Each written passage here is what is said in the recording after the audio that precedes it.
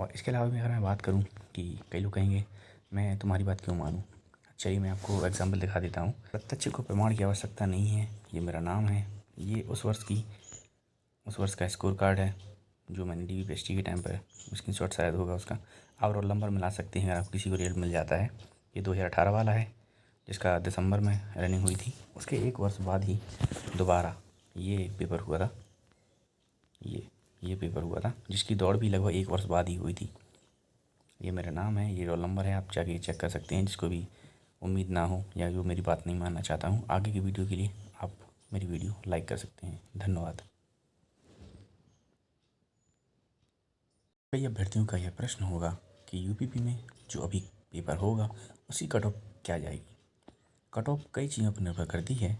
जैसे 2018 के अगर पेपर में देखें तो वहाँ पर फर्स्ट शिफ्ट जो हुई थी उस पहली शिफ्ट को कैंसिल कर दिया गया था क्योंकि उसमें पेपर लीक की जो समस्या आई थी। कई अभ्यर्थियों का यह प्रश्न होगा कि यूपीपी में जो अभी पेपर होगा उसकी कट ऑफ क्या जाएगी। कट ऑफ कई चीज़ों पर निर्भर करती है। जैसे 2018 के अगर पेपर में देखें तो वहाँ पर फर्स्ट शिफ्ट जो हुई थी उस पहली शिफ्ट को कैंसिल कर दिया गया था क्योंकि उसमें पेपर लीक की जो समस्या आई थी। जो दूसरा पेपर हुआ था उसके आधार पर नॉर्मलाइजेशन में कम से कम 40 मार्क्स मिले थे। अगर आप देखें तो 2018-19 में कुल आवेदन आए थे ये, और DV PhD की जो फर्स्ट लिस्ट निकली थी वो थी 225.03, 216.74, SC की 187.99, ST की 153.31। अब जो दूसरी लिस्ट थी वह इसके 1 महीने बाद आई थी क्योंकि तुरंत दौड़ हो गई थी और जिन अभ्यर्थियों के अधिक नंबर थे वह दौड़ नहीं पाए थे। तब दूसरी लिस्ट में अंतर देख पाएंगे, लगभग 10 प्रश्नों का अंतर आ रहा है, लगभग 10 अंकों का अंतर आ रहा है।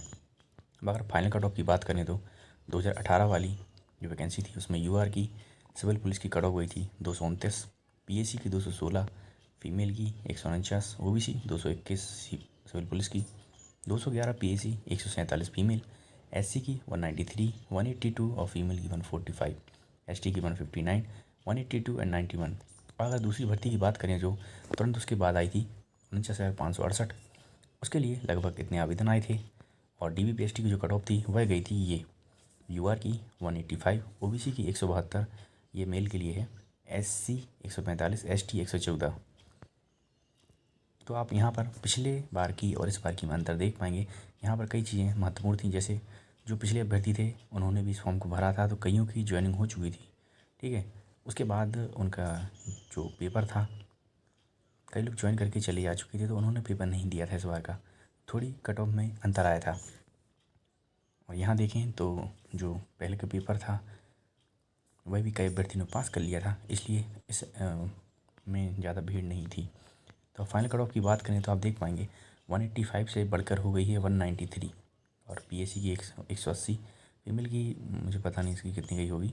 OBC की अगर आप देख पाते 172 से 185, SC की 145 से 169, ST की 131।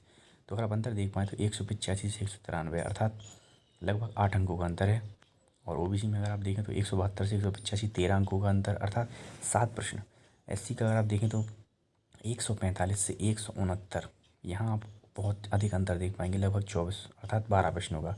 तो इसीलिए मैं कहता हूँ कि अगर आप देखें तो लगभग 10 प्रश्न से लेकर 15 प्रश्न तक आपको अधिक चाहिए जो DV PhD कट ऑफ है, क्योंकि अगर DV PhD में आपके नंबर कम आते हैं और उसके बाद फाइनल जो मेरिट लगेगी आपके मेडिकल के बाद, उसमें आपका चांस आने का अधिक तब होगा तब आप जब आपके 15 प्रश्न अधिक होंगे। जब आपके 15 प्रश्न अधिक होंगे तो आपको ना ही रनिंग में इतनी अधिक टेंशन होगी, ना ही आपको इस बात की चिंता होगी कि मेरा सिलेक्शन होगा या नहीं होगा, क्योंकि यह डिपेंड करता है आपके मार्क्स पर।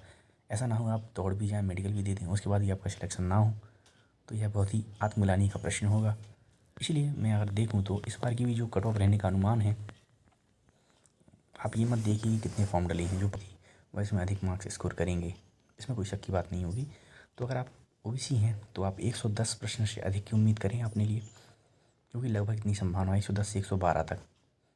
और अगर आप मैं जनरल की बात करूं तो 117 से 120 प्रश्न तक, अर्थात 115 से 117 तक भी अगर आप लाते हैं तो आप फाइनल मेरिट में ठीक है, फाइनल मेरिट में सेलेक्ट होने की संभावना आपकी सबसे ज़्यादा बढ़ जाती है।